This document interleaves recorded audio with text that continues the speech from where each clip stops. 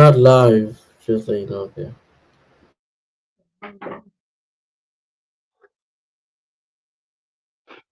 Yeah, hello, folks. Welcome back again to another live stream on the perfect preservation of the Quran, the Birmingham Folio. And like you all know, we've been doing this series since last year, and today we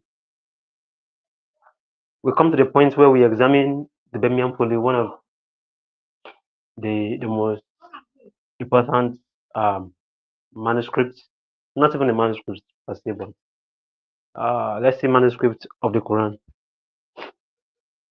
And today, basically, what we'll be doing is an overview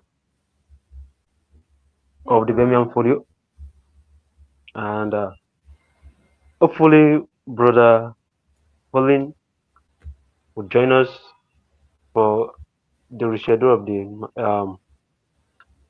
live stream around that time. So, myself, young Christian, ready to reason and hit team apologetics, we're doing it together. Johnny Apologetics is um, currently busy with some things, so he will be joining us back on stage by May. So, like I said, it's going to be an overview, so nothing much, just a brief talk about the Birmingham Folio. So, like the name implies, the Birmingham Folio. What what about it? So it's a folio, a three-page folio. It's a folio, not a manuscript, found in in Birmingham in the UK. So, and I believe Eastern Apologetics and Ready to Reason would have access to it if they want to go check it out physically, because it's kind of close to them. So the more so Muslim often claims that this is a Quranic manuscript, and it's a manuscript of the Quran. Whenever you ask them, and trust me, believe me, if you had a debate or a conversation or a dialogue with Muslims when it comes to the perfect preservation of the Quran, and your dialogue or your conversation or your debate goes to the area of the manuscript evidences to test the claim for the perfect preservation of the Quran. Muslims would always lean towards either the top copy first or the Sana manuscript. So if they lean towards these two, and then you refuse them on these two, the last line of defense they run to is the Birmingham Folio. So, and the reason they run to the Birmingham Folio is because the Birmingham Folio is not so popular like the rest, like the Sana manuscript, the Haluzen, the Ma'il, the Presence manuscript. So the Hal, so the Birmingham Folio is not so popular like that. So the next thing you will hear them say is, we have the Birmingham Folio, which is also the Quran. So you cannot it agrees with today's Quran word for word, and that's what you hear from them. But when you study the Birmingham Folio itself, I mean, it is not so big deal to study, because it's just a folio, not a manuscript. So it's just about 2 pages, and you would get in that it is not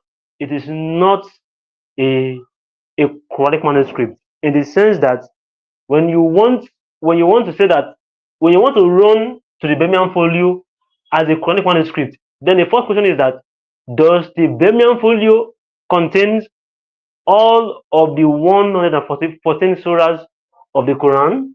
Of course, it doesn't. It only contains just two chapters. One full chapter, and the rest half chapters. It was not complete. Just 3 pages. It's a folio, not a manuscript. So therefore, it is impossible for them to run towards, or to lean towards the Birmingham Folio and say, look, do you have the Birmingham Folio? As it does not contain the whole 114 chapters. Even there is no Quranic manuscript. No, I repeat, no Quranic manuscript. Quote me anywhere that has the whole complete 114 chapters of the Quran. We do not have any. We don't have any. Probably Muslims can, maybe if they discovered a new one tomorrow. But for now, there is no manuscript that contains 114 chapters of the Quran. So, so they can't run to any of these manuscripts, especially not even the Birmingham Folio. That's just a folio of 3 pages. So that you want to run to and say this contains the Quran word for word and it's from the Quran. So it is not the Quran. I mean, it is not a manuscript, it's a folio.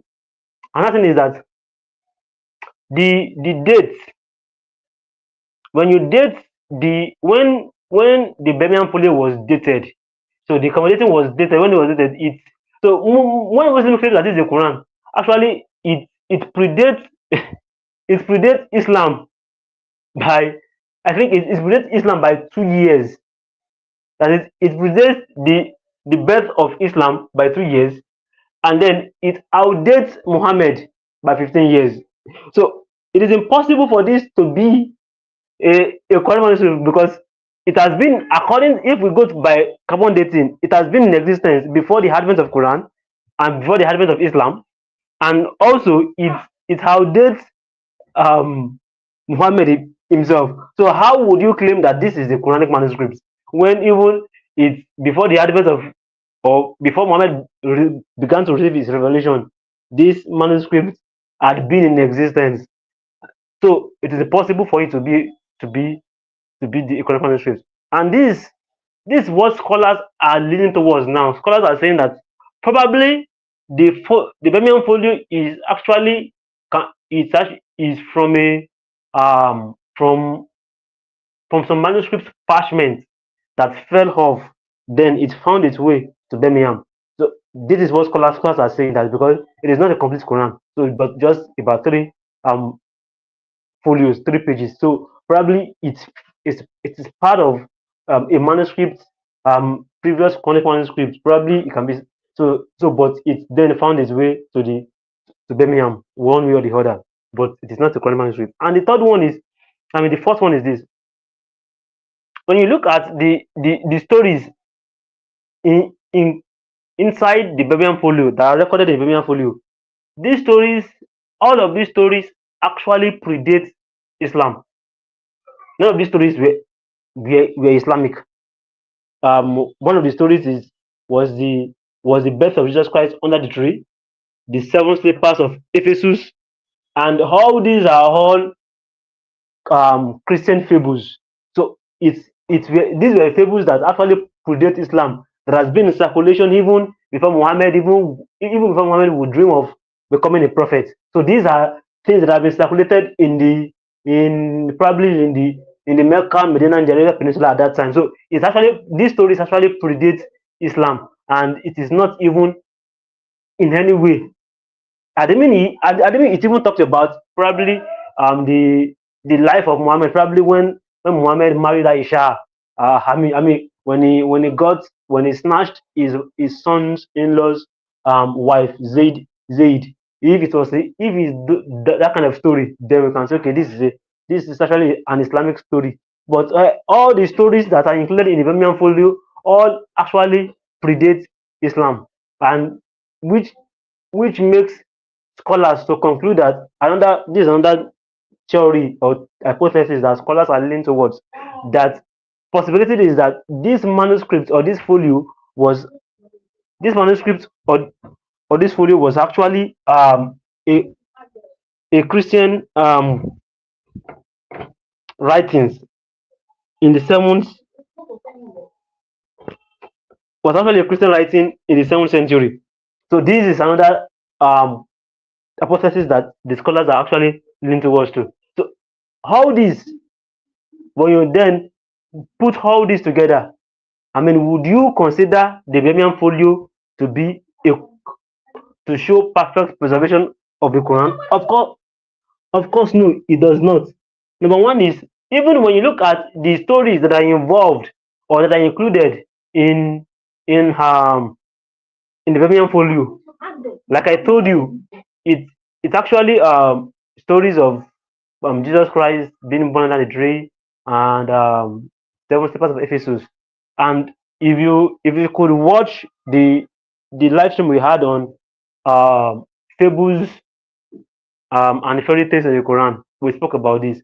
So how these are fables, that were actually being propagated among the Christians in the Arabian Peninsula at that time. So it was not new. But now you look at these fables finding their way into the Quran as the word of Allah, saying that it is Allah that actually gave out this word. I don't have a problem with that. But it would have been better if we only heard about the seven slippers of Ephesus and all these infancy gospel of Thomas, all these. If it was first um from Allah, or we first read it in the Quran, it have been easier for us to accept this as the word of Allah. But these are fables and fairy tales that have been going on in the Arabian Peninsula in the long before the 7th century.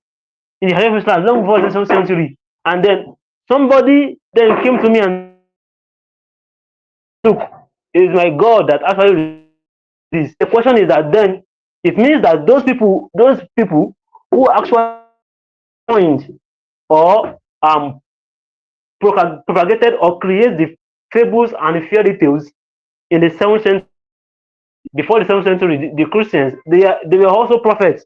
That means they also hear from Allah. It's that's what it means. And if you say that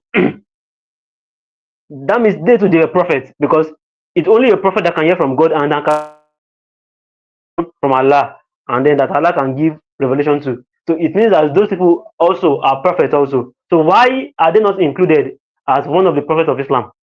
So Muslims, you can't eat your cake and at the same time have it. So these fables actually shows that, and then finding its way into the Quran actually shows that this is not the word of Allah. Actually, it is the word of man. It's another thing that Allah borrows the word of man. You understand? But this narration were not recorded in the Quran as though it was a narration, as though it was being said among the Jews and the Christians, that no, Allah made it as though it was a real event that actually took place. So it's a different ballgame entirely, that it was narrated that people were saying it, and then but Allah made it to appear that as it actually happened. Jesus Christ is being given birth to under a tree. And then the question is that actually historical correct? Of course, no. Then when you then look at when you look at the fables, you see that this was something that was recorded in the infancy gospel of Thomas, and then you see Allah saying it as if it's a fact, and we Christians all know this is not a fact. Then you need to ask yourself the question: can this Allah truly be the God that you think He is, or the Quran is just a book created by man? And it baffles me when Allah says that nobody can create a verse of the Quran, and I'm like, bro, your God literally stole verses from fairy tales and fables books. So him stealing those verses, it shows that it was Allah that even stole verses from we humans. He did not create anything. So you just, if you would follow the evidence wherever it leads you, I'm telling you, you would have one single conclusion: this is not a book from God. Even if you want to claim perfect preservation, you cannot say it is perfect preservation. You can say it is at least maybe preserved, but not perfectly preserved. You can say, okay, so to an extent it was preserved. And even when you now compare it side by side with some other ancient books, I mean, when we're talking about ancient books, the Quran is not even considered to be an ancient book in antiquity. It is not even considered to be. So when books that are more ancient or that are in antiquity, like the Bible, when it's being compared with the Quran, and then the Bible is even more far and superiorly better preserved than the Quran, then the question arises that why then should you claim a perfect salvation on this text when a book that has been created before it is more way heavily preserved than it. And you will see every excuse me, you will see that every stories in the New Testament, like with I think we've gone through this series before when we talk about the four gospels, how close the four gospels how they were to us. None of the four gospels is so far. At least if you are going to go by the internal evidences, historical internal evidences in the four gospel in the Bible, not in the New Testament, we will say that the Gospel of Mark was the first gospel that was written, and we will say that the Gospel of Mark was written at least if you are going to take it so far, you won't take the Gospel of Mark more than 10 years after the cross. I mean, people even date it as close as 5 years after the cross. That shows you how close it is, the Gospel of Mark. So forget about the German dating 70 AD. Those are German dating. It's when you look at the evidences, the internal evidences, you will see that it is not consistent. It's actually false to say that the the the book of John was written in the 90s, 95 AD. No, no, no, no. That was so far. When you look at the internal evidences, you will see that the earliest of the four gospels we have, at least they were so very close. But Mark was written at least 5 to 10 years after the cross. Look at how close it is, because the eyewitness was in. So when you then put that and then you come consider it with the Quran, then you see a whole lot of thing in it. There are historical evidences that you can point out to that shows that the Quran was actually undergoing standardization. It was not even when Uthman began the standardization, it did not end with Uthman. It did not end with Uthman. When the Ottoman Empire comes in place, they had to standardize it. Even the 1924 Quran text you have today is a standardized version, because if it is not a standardized version, then bring out a manuscript that has 114 surahs. Bring it out. So it's also standardized. So, and the reason we have so many variations of the Qurans, the different Qurans, the Wash, the Hawduri, they are all standardized. So the Quran you have today, they are all standardized Quran. Okay. So the Bible is perfectly preserved than the Quran, and the Quran is not perfectly preserved in any way, in any form. Stop stop saying this. You have nothing to gain by lying. And if you are ignorant of this, you Muslims, go with the evidence. Don't stop saying things that you cannot prove. That is why somebody like Yesakadi in the US would never, because he told Muhammad Hijab that it is not the way that they view the Quran as a Muslim that the Westerners, the academia, view the Quran. But Isakali would never dare in his life stand before scholars and claim the Quran is perfectly preserved. He would never dare that. He knows it is not perfectly preserved. They know. No scholars of they can only say it amongst you Muslims just to make you feel happy. But they would never dare it to say it in the midst of scholars, in the gathering of scholars. They wouldn't say it in the gathering of academia, because they know that they will ridiculed, they will make a fool. And now you could see that like I've been saying it, they are now changing their positions. Somebody like Shabi Ali is changing his position, saying that they parroted the text. And I could remember very well, I watched the debate between Shabi Ali and Dr. David Wood, and Dr. J. Smith on the Bible or the Quran, which is the word of God. Yeah, I think it has been a long debate. They've done it in a very, very long time ago. So, but I watched it. In that video, Shabi Ali was still claiming the Quran is perfectly preserved. Even not until recently, when he began to say that, they said it is not perfectly preserved. So there is and the only thing why you would see them saying all this for you is so that you will see the Quran as being the best among the books. And I don't think that the fact that the Quran is best among all the books, does that really count towards salvation? Does that really count towards you knowing God, who God really is? Does this actually count? So that the Quran is probably preserved, and so okay, where is the evidence? You don't have an evidence, so you can only say it amongst Muslims that are so. These are the evidences that we have. The Birmingham Folio is not a chronic. Is not a chronic manuscript, but rather it's a chronic folio, and it outdates Muhammad, and it also predates the death of Muhammad. So in no way is it a chronic manuscript. So if it's about politics and race to reason to say, you can take over now.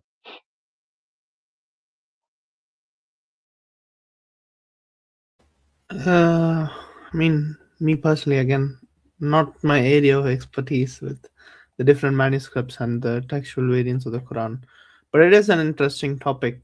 And when we think about it, it's pretty natural, especially the point brother made about how the Quran is full of plagiarism. When you look at what the people of Arabia were calling Muhammad, this they called him the ear. They said he is an ear. So he would just listen to all kinds of things and then try to incorporate them into his own revelation and then put an Islamic spin on it. I mean, for example, he calls Dhul Qarnain, which is, I mean, Alexander the Great. He basically interprets Alexander the Great as being a devout Muslim, which makes no sense because Alexander the Great was a pagan. He was a polytheist. He was basically worshipping all these Greek gods. None of them are Allah.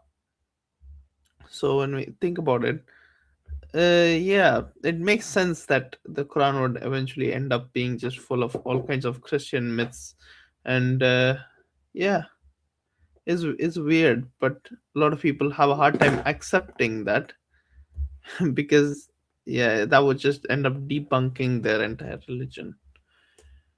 Yeah.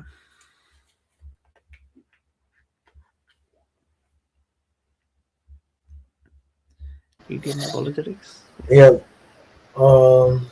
As well, we see that the Birmingham manuscript is not really perfectly preserved because it doesn't have a lot of the verses and the words letter by letter. They have some verses missing, like chapter 18. They have some verses that's missing, and the manuscript. So either way, people when people try to refer to Birmingham manuscript, you always ask them, does it is it complete? Because if it's not complete, then how can you argue for perfect preservation? That doesn't make any sense. It's either you say that although there are textual variants, we can still account for the preservation of the message, then that won't be a problem. But when you say it's perfectly preserved, then how is it perfectly preserved? Show all 114 series dated back to Muhammad. What was the evidence of that manuscript? No, because it was standardized not only by Uthman, but it was also standardized in the current edition, 1924, for the House translation for people to use. So there's no perfect preservation when it comes to these manuscripts, and we see it. So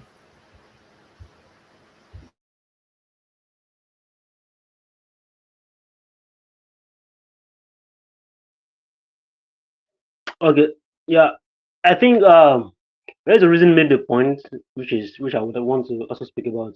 When you refer to Alexander the Great, Duklanai, and I mean, folks, folks and Muslims, please, you when you're, I mean, I said this.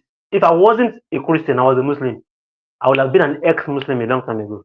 I mean, I would. It it's only if I'm won't be sincere with myself, and I love to say something that say, you can deceive me, that's no problem, but I would never deceive myself. You can tell me the Quran is perfectly preserved, word for word, letter for letter, dot for dot, complete, whatever. That's okay, provided you are the one telling me.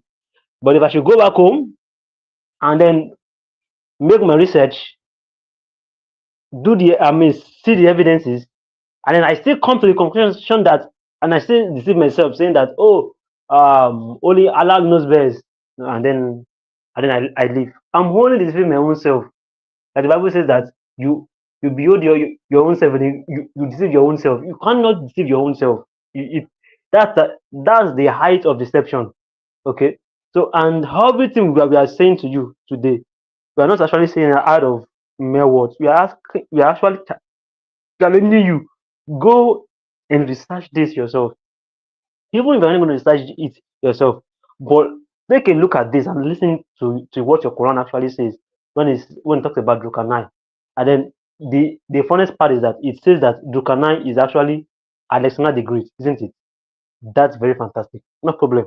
Now, tell me, which of the story of Alexander the Great did you hear or where did you read it? Take the Quran aside.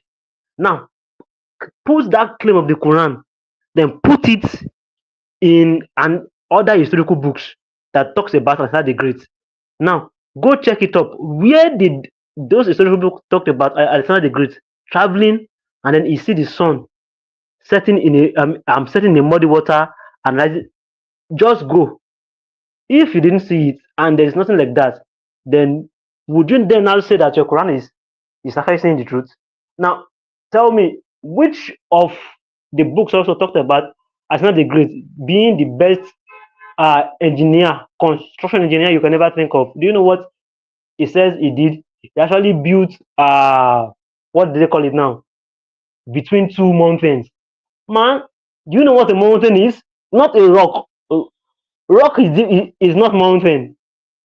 And that's the reason when you come to the Quran, it's so easy for you to be deceived. And then when they say a guy ran between the Saf and Marwa mountain, the Saf and Marwa mountain, to and fro, in search for water, it's a mountain. Do you know how high a mountain is? Go to Mecca now and go and look at the Saf and Marwa mountain that is being displayed in Mecca. They are just piles of rocks. So would you tell me this is a mountain? So how possible is it at that time for Alexander the Great to build a kind of an edge so high to cover the whole of the two mountain side, and then how did he do it, please? Was it possible at that time? Of course it wasn't possible, but your Quran said it is possible. Your Quran said Alexander the Great actually did it. And would you think that if Alexander the Great actually did it, would you think that there's not going to be an historian that would have recorded it? I mean, a true historian. The only way you could get this kind of words is probably out of from fables. Probably they only wanted to show the superiority of Alexander the Great, how big he is. It's not going to be an actual historical record because it does not happen. But fables, of course, it is possible. Okay, so take for instance, you can say oh that Solomon could hear birds speak, could listen to ants, could talk to ants. Those are fables. Like, you are just trying to how would I put it now? I don't know the English not to use. Exaggeration. Probably you want to exaggerate that Solomon was so wise, and these are fables.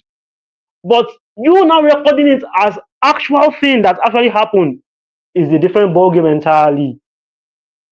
So when you look at all these stories and then you compare them with the actual historical facts of all these personnel that you know outside of the Quranic sources, of the Quranic text or of the Islamic text, and then you place them side by side, you begin to see the inconsistency in your text. And this, you don't have to be a scholar, or you don't have to be a brainiac, you don't have to be the best in anything for you to be able to do this simple comparing and contrasting together, for you to know that this thing is not actually true. So, and then when you come into Safa Marwa's mountain, the one you do when you go to this thing, then you don't have to be a genius for you to be able to differentiate between how a mountain looks like and how a rock, piles of rock look like. It's so easy. When you see a mountain, you know it's a mountain. When you see piles of rock, you say these are piles of rock. The ones in Mecca they are piles of rock, not mountain. Then you want to ask yourself, so do you mean that this is what they call mountain, Safa Marwa mountain? How can this be a mountain that even a 2-year-old kid can just step over it? Is that how easy it is to climb a mountain? Man. So you just have to be sincere with yourself if I look for the evidence, and then you have to just follow the evidence wherever it leads you. I think you want to say something. Try to reason because I see you laughing.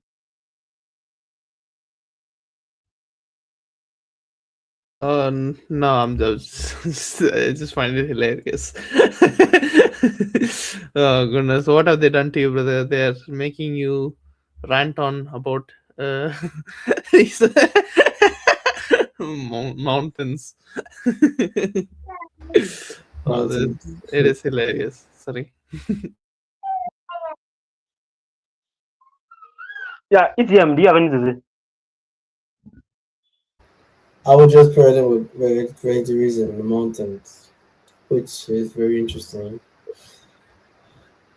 What you were saying. Yeah.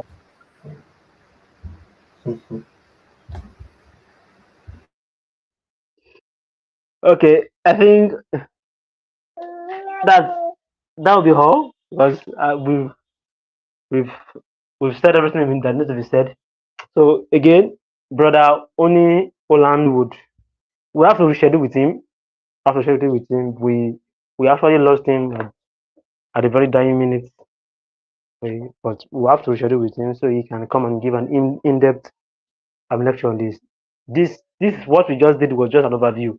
None of us planned or prepared for it. It was just something that we just have to come and then just deliver. But brother Oni has been preparing for this for a long time, so he's going to come and give us an in-depth teaching and lecture on it. So we have to schedule with him by God's grace. Okay. So if you have any closing words, right to reason, it's him you can speak.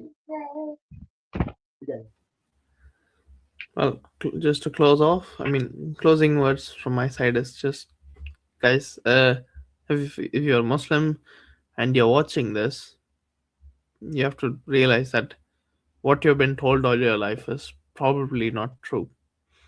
Now, you don't have to take our word for it. You can always go in and examine the evidence, and you can find the truth, and the truth will set you free. And Jesus said, He is the truth, and if you come to Him, you will have eternal life.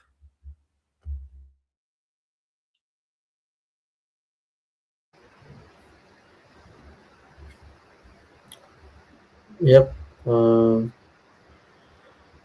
I would say same, not pairing differently, but Muslims being here. Um, I would say lies, what they've been told by their imams, their sheikh. So examine the sources. Examine, not just hearing, but be a good Bereans who we are called to do. And examine whether or not the Quran is perfectly preserved, letter by letter, word for word, through the manuscripts, through historical sources, Islamic sources, hadith, tafsir, and transmission. I would say study the sources and then you'll come to a conclusion. If you still do these resources and you come to a conclusion that it's still perfectly preserved, then we don't know what to tell you. Jesus Christ is the Lord and He's the truth. All right. That being said, thank you very much, folks, for joining us for this live stream. Thank you very much. We appreciate you. So we say thank you. We'll meet again next week by the grace of God. Till then, remain blessed and God bless you.